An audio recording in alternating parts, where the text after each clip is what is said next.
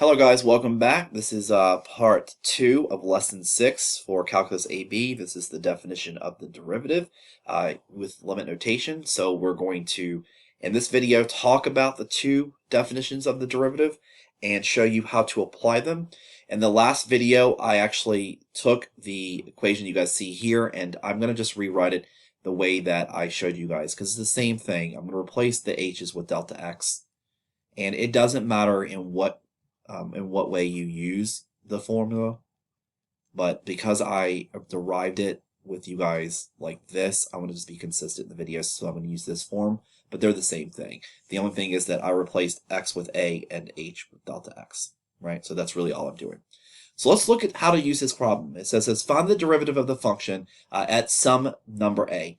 So we're going to get to the second definition in a second, but the first definition, we don't know specifically at what value we want. We want a general equation for the derivative of this function. So we want a function that has x's in them. And so I will tell you guys right now, if it does not clarify, it does not say to use the definition of the derivative, but just said find the derivative, you power rule this thing. It's so easy. It's lesson number 7. It's coming up next. It's so easy to do it that way, and that's how I would want you to do it. But they do ask you guys sometimes to use the definition of the derivative, so let me show you guys how to do it in this particular case. So we're going to go ahead and we're going to start writing down what you see here. So we're going to take the limit as delta x approaches 0. And so the first thing we get to here is f of x plus delta x, and see what that means. So as a little side note for a second, I'm going to go really basic. If I give you guys the function f of x equals 5x, and I want to know what f of 3 is, well, you know that you're just going to plug in 3 for x and you're going to get 15. Well, if I go and say I want to know what f of smiley face is, well, you're going to just do the same thing. You're going to replace x with a smiley face.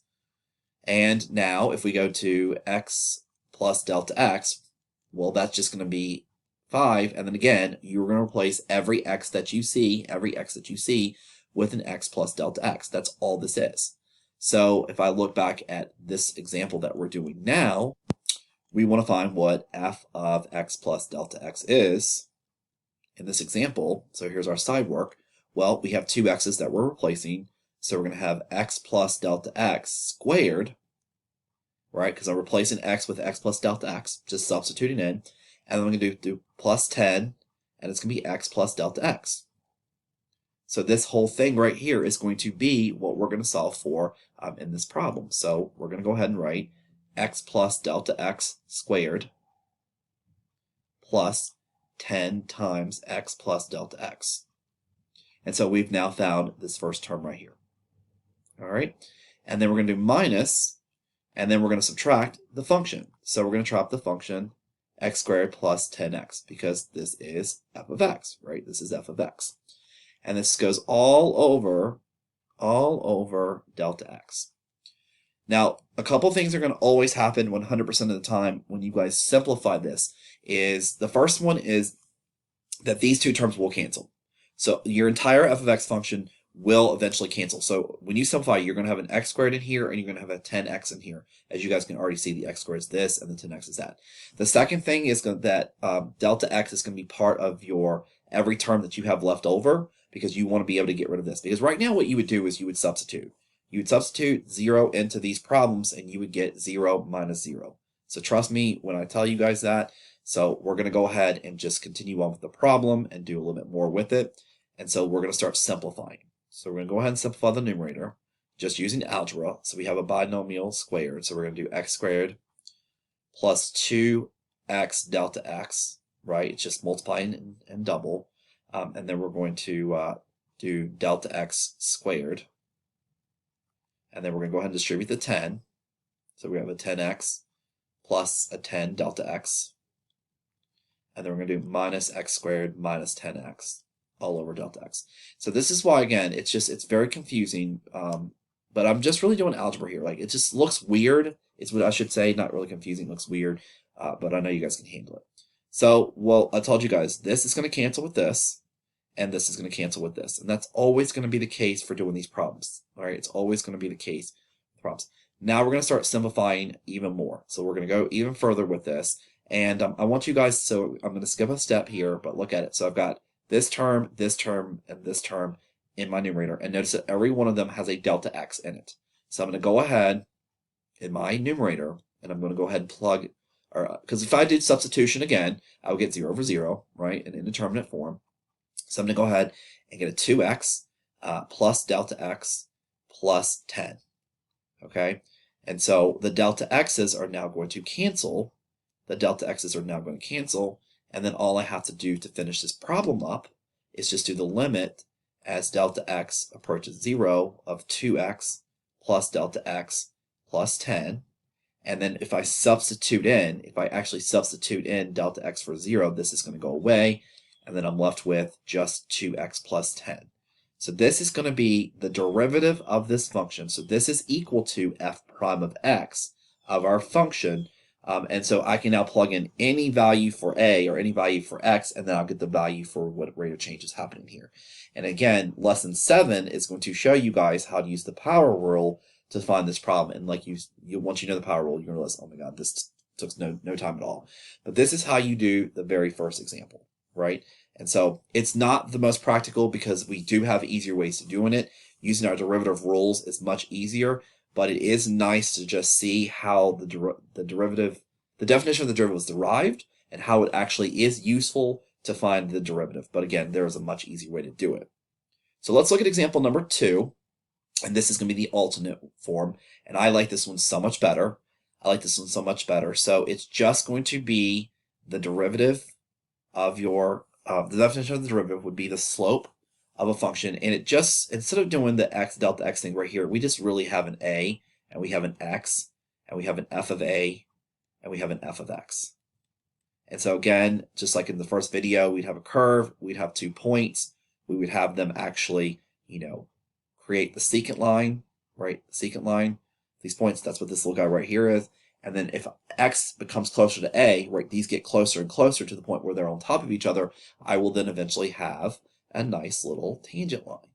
And so and this little part right here makes it a tangent line. So this is the definition of the derivative part 2.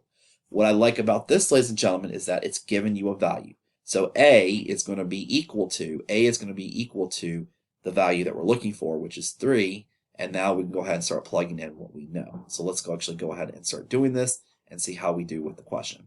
So I'm going to look at the limit as x approaches 3, because again, I'm looking at 3 here. Well, the first part is just f of x. That's just going to be the square root of x minus 2. And then minus, well, I need what f of a is, right? I need f of a. Well, f of a is just going to be plugging into our function. It's going to be 3 minus 2, which is going to be 1. So then I know that f of a, this value right here, is going to be 1 all over x minus 3. And so if I want to go ahead and do plug in, I get 0 over 0. Well, you guys have actually already been taught how to do this back in Unit 1, because if I want to solve this problem, and again, we don't know what L'Hopital is quite yet, we want to actually just multiply by the conjugate, right? And so that's exactly what we're going to do here. We're going to take the limit as x approaches 3. We're going to do the square root of x minus 2 minus 1 over x minus 3 times x minus 2 plus 1. Please don't change the sign right here. And the square root of x minus 2 plus 1, right? And then we're going to start simplifying. We're going to start simplifying this a little bit more. And again, we did this example back in Unit 1. I told you guys before that if you have a number that doesn't, or a term that doesn't have a square root in it and one that does, do not distribute it. Just leave them alone. Do not FOIL it, because this is always going to cancel.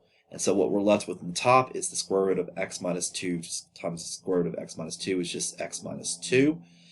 The O and the I in FOIL is going to cancel out, so then you're left with negative 1 plus 1, and that's going to give you minus 1. So x minus 2 minus 1 is x minus 3. So this is going to cancel out with this. And then what we're left with is the limit as x approaches 3 of 1 over the square root of x minus 2 plus 1. And then once we plug in 3 here, we're going to get 3 minus 2 is 1. So 1 plus 1 is going to be 1/2. So again, what we have found is f prime of 3.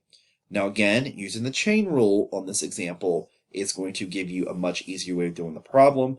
But I like the fact that you guys were doing this in Unit 1. You were solving these limits using algebra. using the indeterminate form, and you did not realize at that moment in time that you were actually finding the derivative of this function at this value, right? The derivative of this function. The instantaneous rate of change. So that's the other thing that I wanted you to know, going back to the very first video, is you've also found the instantaneous rate of change at x equals 3. All right, so that's another way of combining those two questions. All right, so let's look at one more example of this, where it says, suppose the amount of the air in a balloon after t hours is given by this function, and then it says calculate the instantaneous rate of change of the volume at time equals 5. So what this question's asking us is I want the derivative, so v prime of 5. I want to know what this is. So again, derivatives in lesson 7, you guys would use the power rule. You plug and chug, you get a very easy answer for this. But my goal in this video is actually to show you guys how to use the definition of the derivative. So because we're given a value, we're going to go ahead and use the second definition, which is so much easier. So the limit as x approaches 5 of our function. And so I'm going to go ahead and just be a little super lazy here. I'm going to make everything still back in x's, but this could be a t here for all that matters. We want to find v of 5. That's part of the equation that we're using. And I'm using this equation that's right here. This is the one that we're looking at. If you're confused, I want to make sure that I show you guys what we're doing. So 5. So 5 squared is 25. 25 times 2 is 50. 50 minus 3 is going to be 47. So we're going to do 47 all over x minus 5. Okay, x minus 5. And so this is going to be it. If we plug in 5 to our problem, we automatically know that this is going to be 0 over 0. So what we want to do here is we want to simplify this a little bit more. And I just realized that this should be a minus 3, so I went ahead and changed that. So let's go ahead and simplify this a little bit more. The limit as x approaches 5 of 2x squared minus 50 over x minus 5. Okay, so keep on simplifying here, right? We're going to go ahead and keep on simplifying. We're going to pull out a 2, and we're left with x squared minus 25. Hopefully you guys are seeing what's going to eventually happen here. So the limit as x approaches 5. We're using our factoring, right? We're using our factoring abilities with this. And we're going to get this right here. And so our x's are actually going to, x minus 5s are going to cancel out. And then what we're left with in our problem here is going to be the limit as x approaches 5 of 2 times x plus 5. And then we're substituting in, right? We substitute in, we're going to get 2 times 5 plus 5, which is going to give us 20. So the change in our volume is going to be 20 units. All right. So that is our example of a kind of real life example, but you guys get the idea with it. Okay. So let me go ahead and look at the next kind of questions, but hopefully you guys are getting the idea of using the formulas. We're going to do a video a little bit later on where we really, once we know how to find the derivative, why do I need to know these formulas? There are examples where you do need to know these formulas, and we'll do those in another video. Okay, so I've got 2 more examples to do with you guys, and the first one is write the equation of the tangent line of the function. So again, it says write the equation of the tangent line. That's basically saying that we want to find the derivative. Since we're given f of x equals 1 over x, and we're asking you guys to evaluate this at x equals 2, what we're most specifically asking you guys for here is what is f prime of 2? We want to know what this is. So we want to know what f prime of 2 is, and again, we're going to use the definition of the derivative one more time. And we're going to go ahead and use the second case because, again, we're given a value that we want next to be equal to. So x minus 2. So it's just going to be the function 1 over x, which, again, is just the f of x, and it's going to be f of a, or f of 2, which is going to be 1/2. So you guys will see this question again. You've seen this one before where we have to get a common denominator, right? A common denominator is what we need to do for this particular problem. So let's actually do it. We're going to get the limit as x approaches 2 of 2 minus x over 2x all over x minus 2. And I showed in a previous video how I was able to do this pretty quickly in my head. And so I'm combining fractions, because again, if I plug into numerator and denominator, I'm going to get 0 over 0. So we're going to go ahead and combine our fractions. And then when we do this, we're going to, and I'm going to do a couple of things with this step, is I'm going to go ahead and pull out a negative in the top. So it's going to be negative x minus 2 over 2x. And I'm also, if I'm dividing by a fraction, I'm actually multiplying by its reciprocal. Right, I'm multiplying by its reciprocal. So this is just another quick way of just remembering how to do this. And then I'm going to go ahead and start canceling this with this. And we're going to be left with the limit as x approaches 2 of -1 over 2x. Pretty straightforward with this. And then finally, I can say in this example, once I substitute in, I'm going to get -1/4. Okay, -1/4. So this is now going to be equal to f prime of 2. And if I want the equation of the tangent line, you always want to do the problem in point slope. And that's the easiest way to do it. You just don't want to do anything more with it. Point slope is the best thing that you can do. So we don't know what y is right now. We know the point is equal to 2. But we actually found what y is because we plugged in, right? We found out that f of 2 would be equal to 1/2, which means that this point, 2 1/2, is a solution to this graph. So our function is going to be y, so 1/2, there we go. So it'd be 1 minus 1/2 is equal to our slope, which we found, which is -1/4, and then we're going to do x minus 2. And so this is the equation of the tangent line for this particular problem. You do not need to simplify this anymore, okay? The equation of the tangent line in point slope formula is the best thing to do. So recapping what I did, to find the y value if it's not given to you. Sometimes I'll say at the point 2 comma 1/2. But if they don't give you the y value, then you're just going to plug in x to the original problem, and that's going to give you your corresponding y value. And then you're going to find the derivative of this function. And again, using the power rule, it's going to be so much easier to do it, but we showed you how to do it using the definition of the derivative, the second definition of the derivative. We got the derivative is -1/4, so we plug that in for our slope, and then we call it a day. All right? So, what is one more example that you may see, and this one actually I like because this one is a little chart problem. And it says, we want you to estimate f prime of 3. Calculus, we like this question. I see it on the exams quite a bit. It says, estimate f prime of 3 from the following table, which shows the values of the continuous function for f. Okay, so notice that for the table, I give you x, and I give you f of x. I don't give you any derivatives. So the other thing that I wanted to say about this question is that it says it's estimate. We're approximating here. So we want f prime of 3 to be approximately equal to something we do here. So let me show you what you will do with these problems, and then I'll show you what is the easiest way to do the problem. So if I were to graph x equals 3, I'm going to get something like 4, right? No, x equals 3, I'm going to get 4, right? At x equals 4, I'm going to get 8.6. And then for 5, I'm going to get 5.1. So something like right here. And then for 2, I'm going to get something like 3.6. And then for 1, it's going to be something like 2.1. So the curve looks something similar to this. And what this is asking, what this specifically I want, is I want the tangent, I want the slope of the tangent line right here at x equals 3. Okay, that's what I'm looking for, with the slope of the tangent line to this function x equals 3. Well, we don't have any of that information, but what we do have, ladies and gentlemen, is that we have the secant line. We can find the equation of the secant line, and I'm so sorry I cannot draw properly at all here. So the equation of the secant line of our function, and that is quite similar, even though it doesn't look like it here. It's pretty close. It approximately gives us this secant line.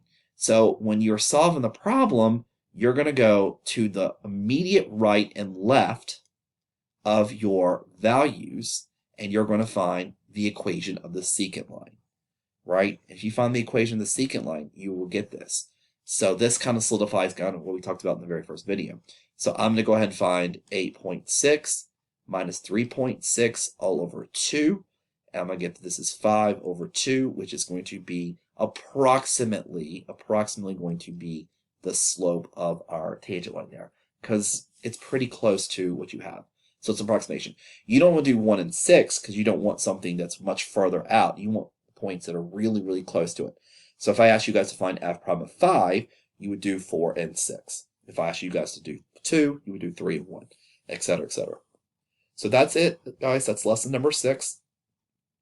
we're going to come back together in the next video and just actually do the easier versions of these definitions of the derivative. We're actually going to talk about how to find them using the product rule, the quotient rule, and the power rule. So I'll see you guys in the next video.